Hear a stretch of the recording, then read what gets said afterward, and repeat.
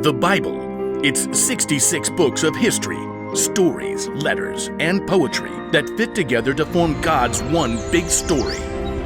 The epic adventure of how He created us and loves us so much that He made a way to rescue us. As we travel through the Bible, from Genesis to Revelation, we discover people who met God and found their lives changed forever. And now for an amazing story, inspired by the book of Matthew, chapter 20, verses 1 through 15. While Jesus taught in many different ways, He often shared the most important truths as stories. He used the things and animals and situations in people's everyday lives to help them understand things that were bigger. One day, Jesus explained to His closest friends what the kingdom of heaven was like, and He used a story to help it connect. Now, if He told that story to us today in our world right now, I think it would go a little something like this. There once was a man who owned a large vineyard. Here at Grape Escape Vineyards, we specialize in red, white, and green grapes. One bright autumn day, the man called in his manager to find out how his harvest was doing. It's doing great. Thanks a bunch. We shall pick the grapes immediately before the beetles nibble them up. That's some good raisoning. The next morning, the vineyard owner rose while it was still dark and hurried to the center of town. He arrived at around 6 a.m. and there were people still standing around noshing on grape jelly muffins. Are you looking for work? Yes, indeed. How much do you pay? $100 for the day. Precisely perfect. Let us proceed. The owner led the workers back to his vineyard. Baskets, hats, don't squash the grapes. Oh, well, what happens if we do that? They might whine a little. The vineyard owner wanted to be sure that the beetles wouldn't ruin his precious grape harvest, so around 3 hours later at 9 o'clock, he returned to the town center and found more people lined up for work. You come pick grapes for me. I'll pay you well. Good deal. Let's go. The workers were all picking as fast as they could, but there were still long rows to harvest, so the vineyard owner went back to the town center at 12 o'clock noon 3 hours later, and there were still plenty of workers standing around. Come, help out in my vineyard. And after the new set of workers had worked for 3 hours, the vineyard owner returned to the town square again at 3 o'clock. Need some more grape pickers, you in? The blazing sun beat down as the vineyard owner added the new workers to his crew.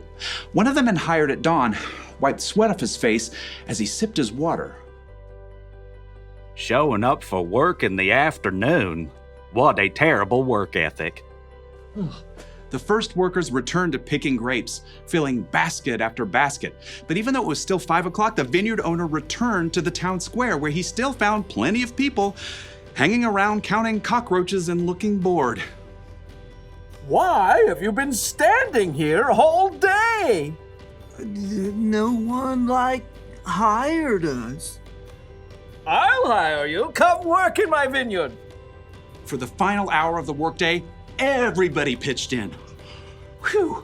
As the last baskets of grapes were brought up, the owner called to his manager. Just look at all these beautiful grapes, all freshly harvested. A great job, if I do say so. Pay the workers. Start with the ones I hired last of all.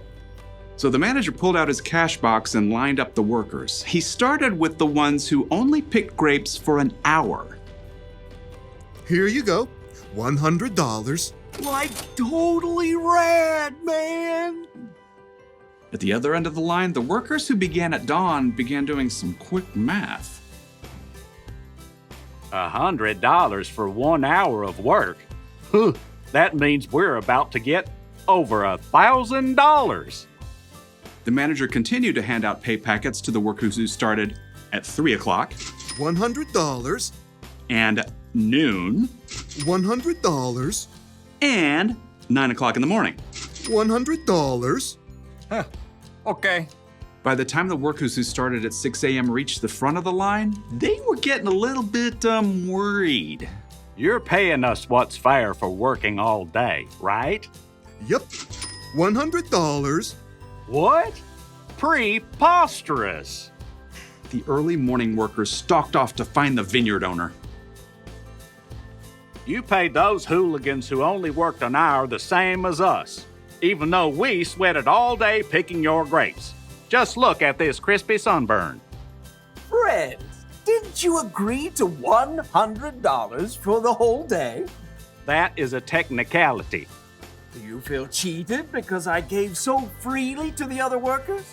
Don't I have a right to do what I want with my own money? But it's not fair. Take your money and go. I want to give the ones I hired last the same pay I gave you. The early workers glared and skulked away, cash in hand. They had let the owner's generosity to someone else ruin their day. Jesus' story made it clear. God gives freely to everyone. Rather than focusing on what you don't have, adjust your attitude. Choose to look at what you do have.